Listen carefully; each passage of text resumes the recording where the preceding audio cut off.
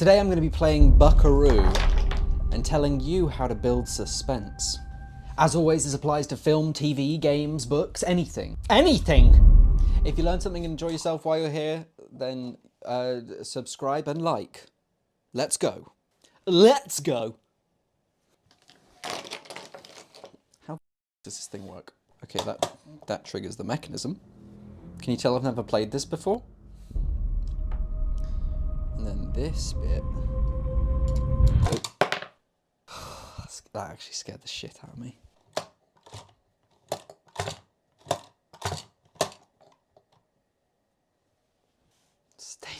This thing is finicky. Number 1, create a pledge.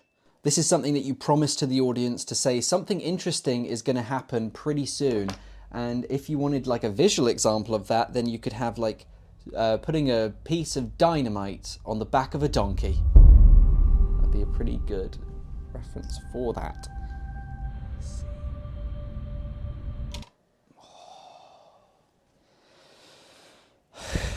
With every step of the pledge, you want to establish what will happen. This isn't the problem. The problem is what's coming next.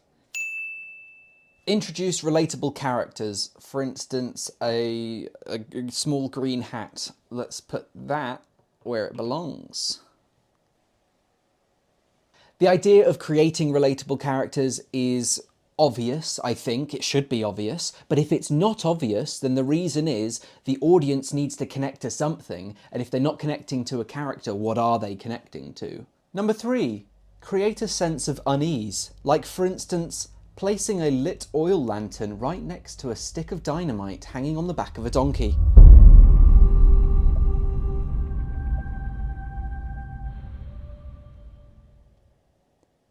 Through there, you've created unease.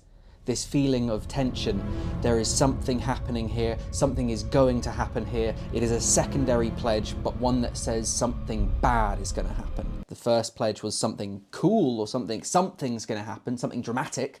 The secondary pledge, the creation of unease here, is instead showing the audience what could go wrong.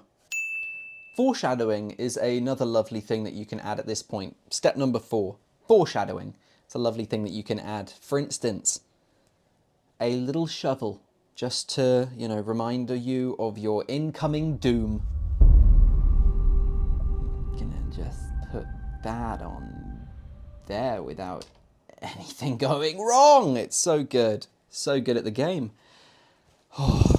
Step number 5 is raise the stakes. And if you can, raise them big.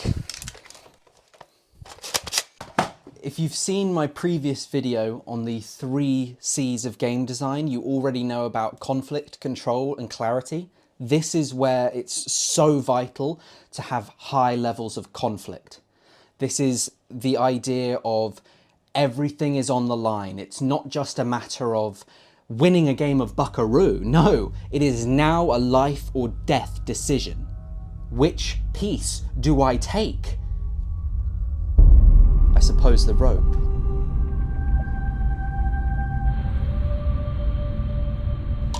Oh, easy. Step number 6 is build towards the climax. So, we gotta build towards that climax. We've got to chuck a couple things on this horse. Donkey. Now, suddenly, we're not given too many options left. We've stacked everything. We've even given the oh dear. I don't even know where to go from here. Maybe on the tail? There we go. So now there's only one thing left. Step number 7, deliver a satisfying conclusion.